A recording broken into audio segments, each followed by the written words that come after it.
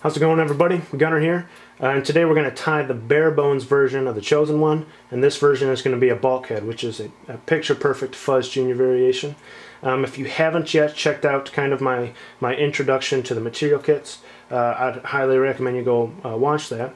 But the point is that I have a kit to tie this fly all put together for you guys on my website, which is streamersbygunnar.com. You can head there and check out all the materials you need. There's plentiful tying resources that are going to be following this video, and a whole series kind of dedicated to this fly and all the different head designs and techniques that you can use to alter your silhouette, match different forwards, change your length, invert the fly, tie it hook up for dredging. Check out all those videos following this one. But to get started, let's tie the chosen one, Bare Bones Bulkhead Edition. Check it out. So to start off, I'm coming in with the Ahrex TP610 and a 1/0. Again, this is an absolutely fantastic kind of hook as far as gap and length and wire thickness. I absolutely love this thing. And the black nickel finish is going to allow you guys who are maybe saltwater guys to take this out and get this thing in the salt. It's not a true predator saltwater hook. I wouldn't throw this thing for 100-pound tarpon, but you can still fish it. We're going to come in. It looks like I got a mess on my bobbin here real quick, so hold on.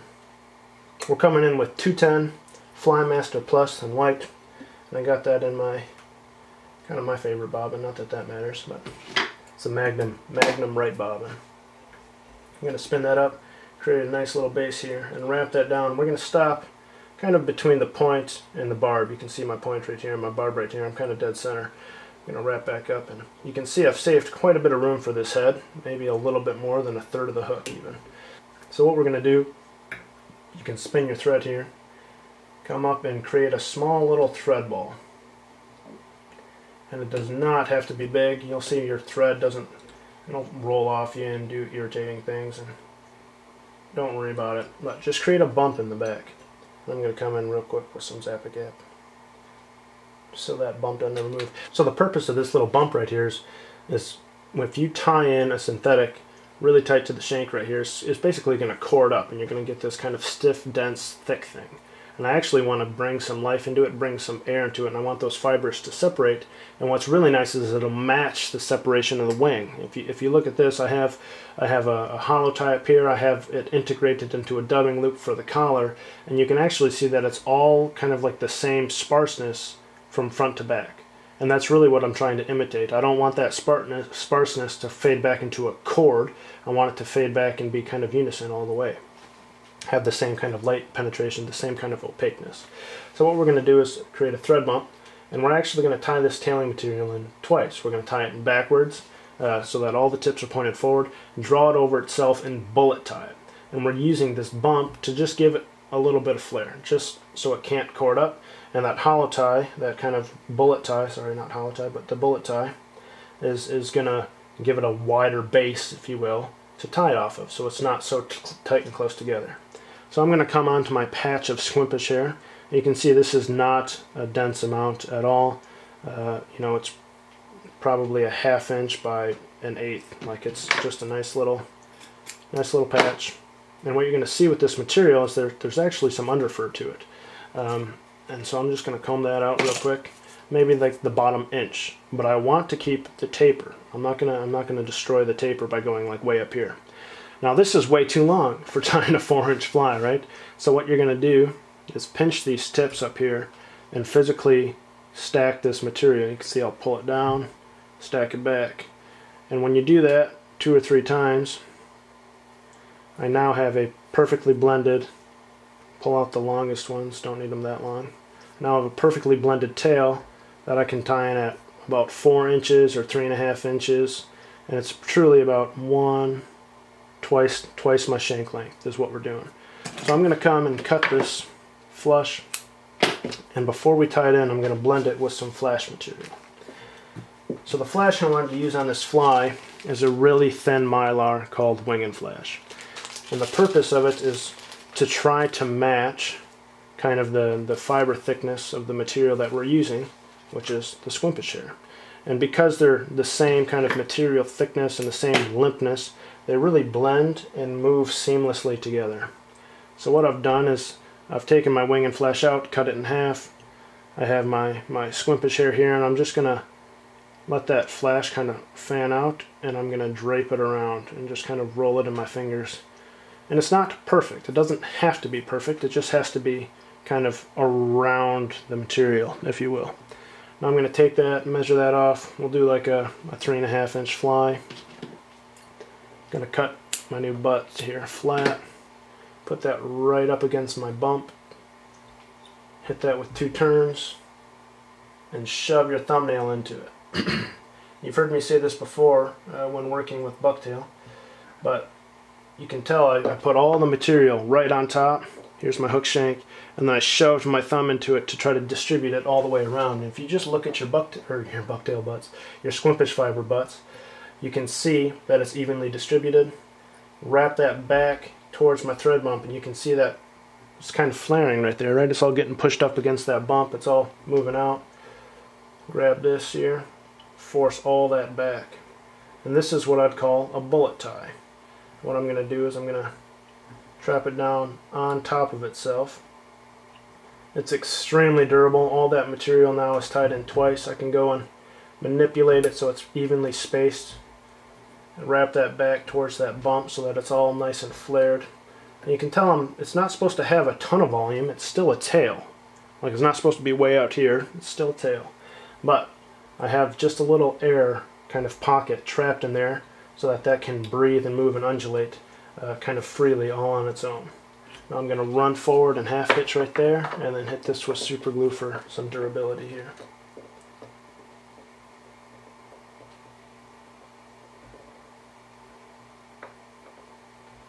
Now the really cool thing about this squimpish hair is that you can actually hollow tie it, because it's a little bit stiffer than you might expect.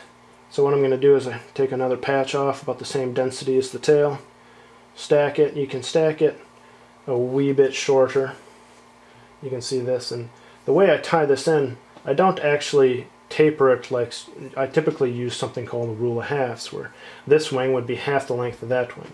But because there's so much variance, I can tie it in pretty much the same length. It's a tad shorter, like a half inch or an eighth inch shorter, and it's all going to blend seamlessly into one because there's so much different fiber lengths.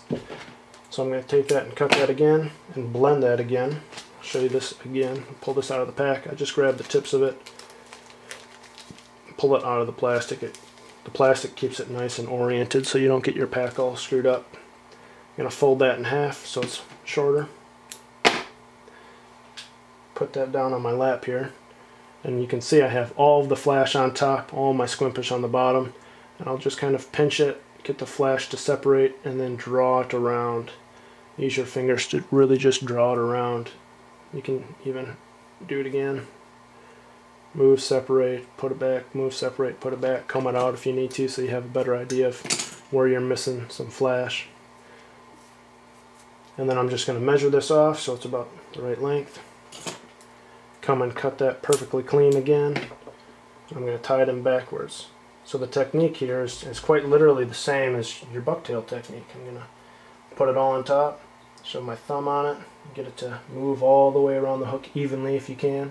Make sure it's pretty even. Got a little sparse patch on the bottom. And you just pinch it and pull it to where you want it to go. Don't let the material tell you what it's going to do. You tell it what to do. And then I'm going to wrap those butts down for some serious durability. Come in. This is an extra step, but something that's useful if you're fishing for pike. Hit your thread with some super glue. Walk that super glue up those butts. Now what I'm going to do is hollow tie it the same way you would hollow tie bucktail. And that's why I corrected the word I used here. I'd call this bullet tying. Hollow tying, we're not going to put the thread on top of the material. The thread's going to stay in front of the material, and we're going to make a thread wall to force it up and out. So my thread's going to come through straight towards my hook eye. I wanted to show you guys that angle real quick. Turn my vise down. But it goes straight towards your hook eye, parallel to your hook eye, so you don't trap any fibers under there. Then you come up. From here, I can just smash this, make sure that this is distributed evenly.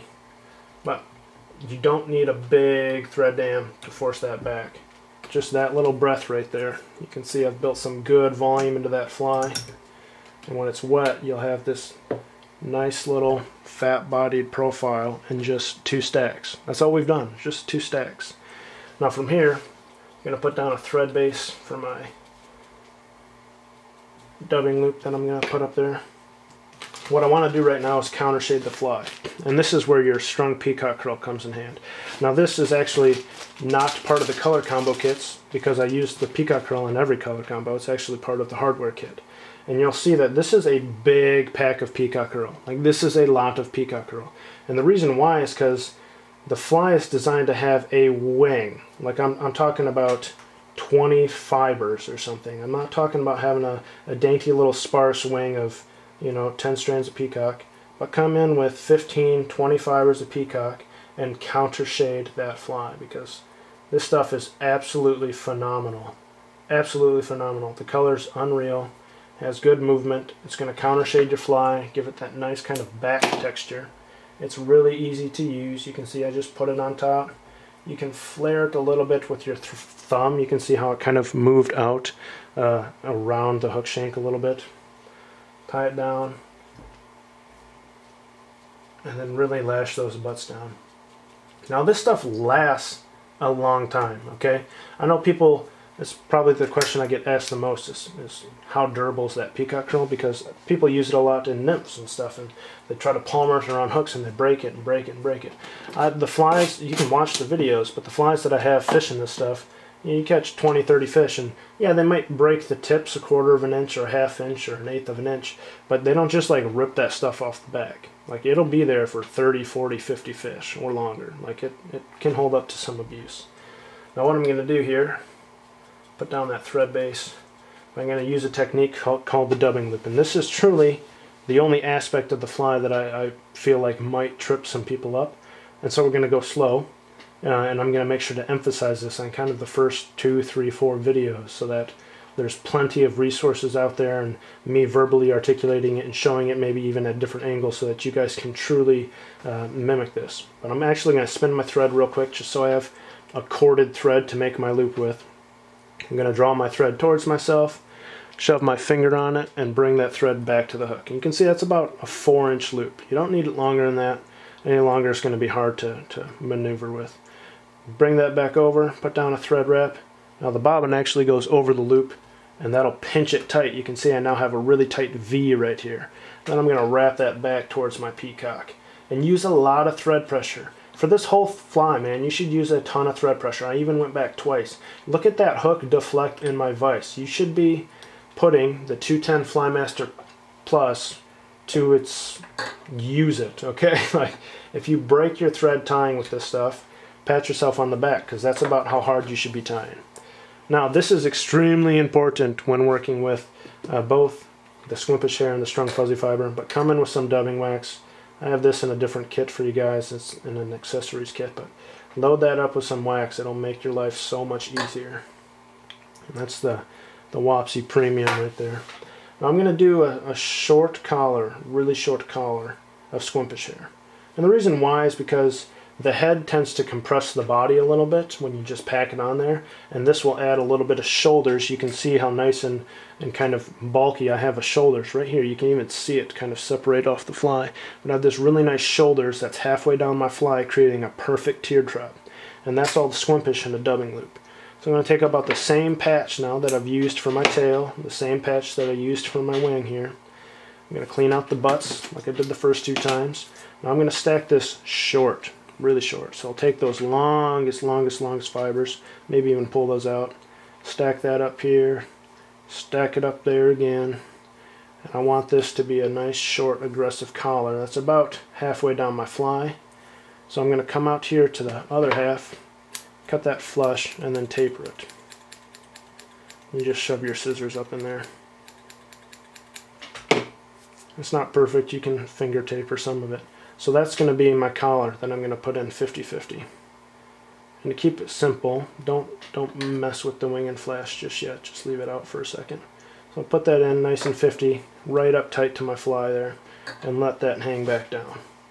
Now here is where kind of my favorite material comes into play, which is strung fuzzy fiber.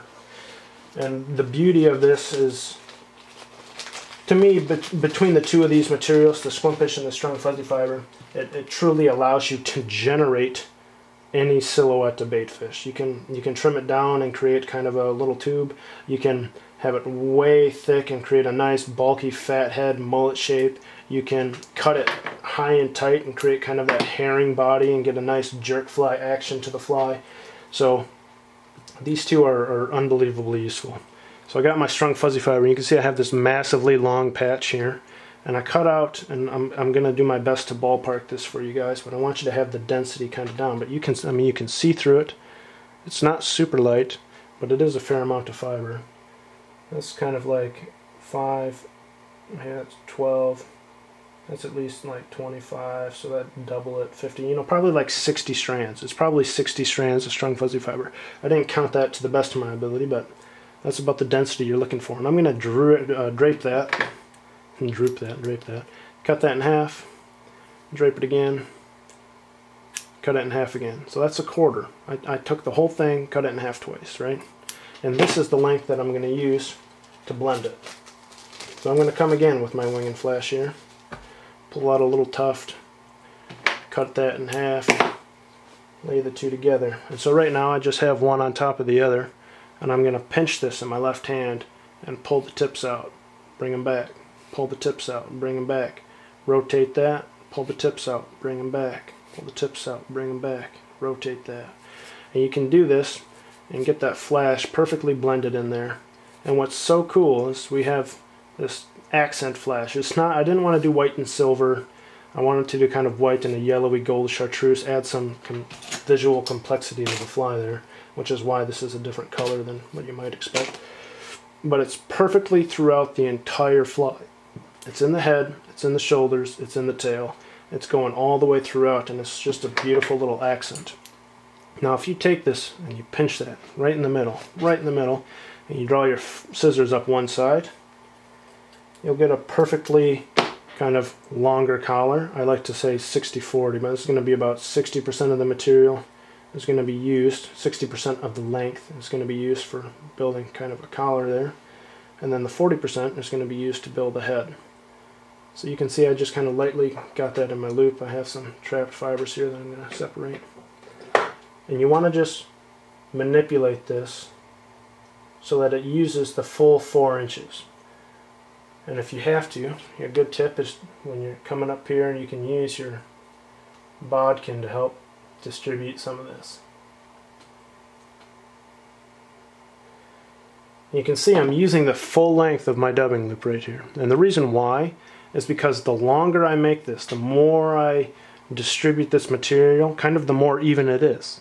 If I put all this really short, I'm going to get some weird density pockets, and it's not going to go on as nice, it's not going to be as even, it's not going to be as consistent. Alright, we got a new camera battery in here, good to go. So what I'm going to do is I'm going to hold this level. You can see I'm pulling it right at myself. I'm pulling it right at the camera. And I'm going to hold this under tension while I go to spin this. That's extremely important. If you spin this with any sort of slack in here, it allows that fiber to slip forward and it'll bunch together and it won't be nice and even. But I'm pulling that towards myself, drawing it towards myself while spinning it. You can see I'll get a nice even distribution. You don't have to go too far in. You can pick that out. And I pick this out really, really clean.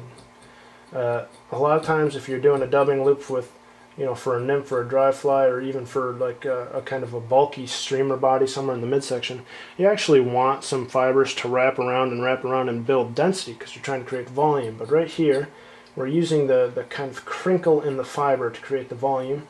And so when I pick this out, I'm actually going to pull it so that it's so well picked out. You can see it's about the width of my tying thread. It's truly about the width of my tying thread. It's very low profile right here by my finger, so that as I wrap that, I can do touching turns.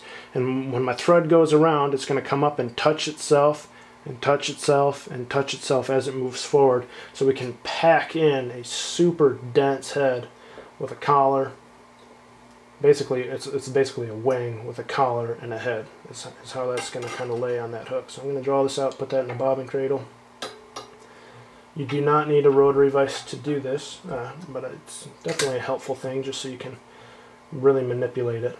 And the beauty of that 210, and again I corded it up right before we did this. You don't have to go super heavy with your spinning it up so it's corded, but corded up, plus the dubbing loop, plus the fibers, you should be able to put a lot of pressure on this. As long as you don't overspin it and compromise your thread. You can see that hook flexing. Look at that thing. You can't, my hand's in the way. Look at that thing flex. You should wrap with a lot of tension.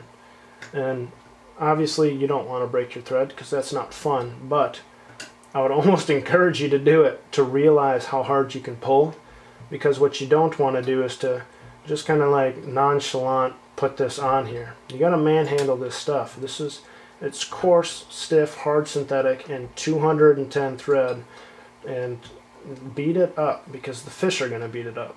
I'll tell you that. And if you do not do it right, I mean, a fly like this should last forever. For smallmouth bass or something like that, what I'm fishing it for, it should last for freaking forever. You should be able to fish this thing for seasons, okay? You beat this thing up, put this on here, and make it durable. Now what I'm going to do before I tie this off, I'm going to take my thread up and around twice, pull up with your dubbing loop, and down with your thread. Use the two for leverage. Now I can relax that. It's seated right behind my hook eye. Put down a nice thread base right back there to force all that back. Cut off my loop. I'm going to come in with a half hitch right at the eye. If you need to use a tool, go for it, but wet finish right here. Do a 5-turn, who knows. Really cinch that down.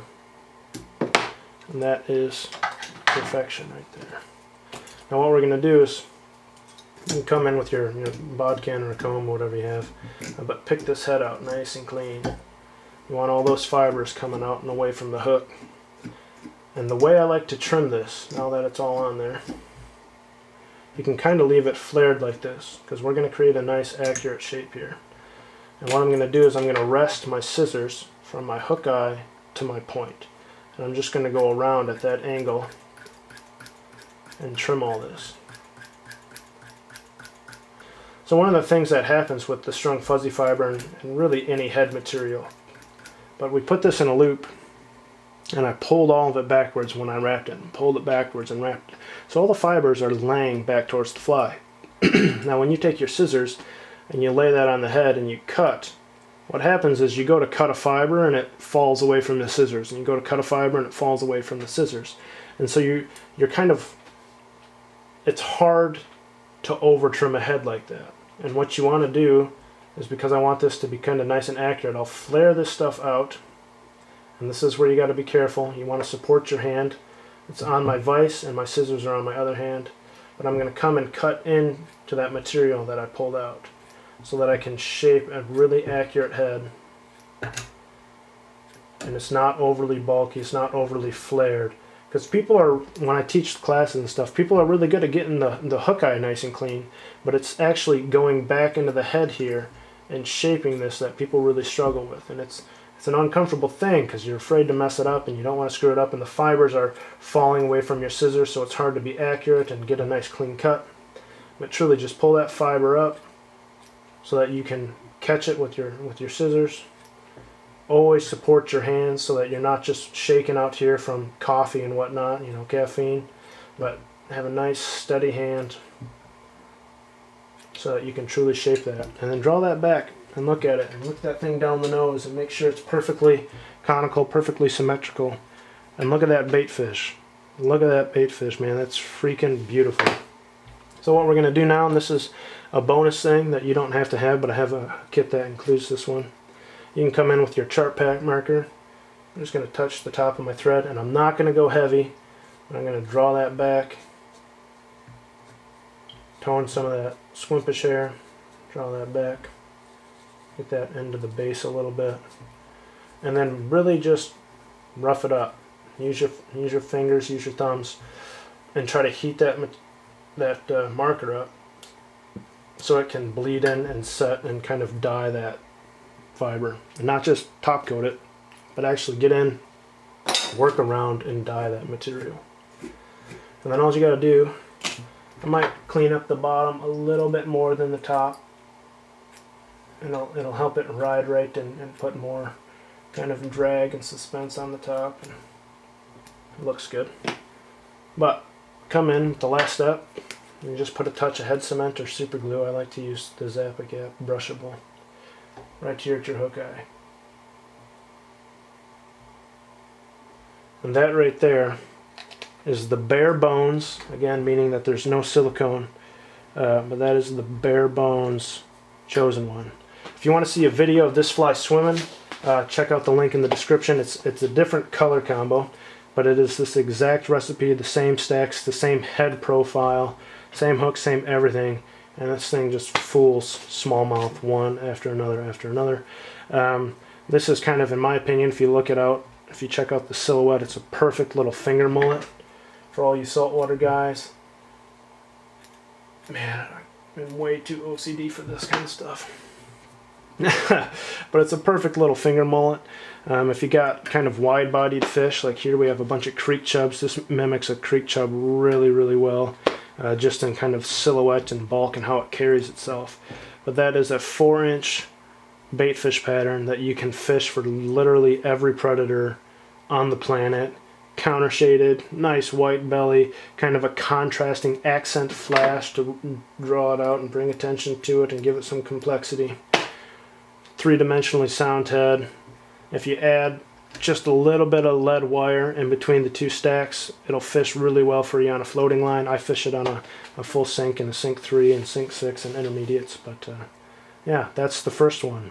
Hopefully you guys dig that. Again, check out the material kits on the website if you haven't, and happy tying. See ya.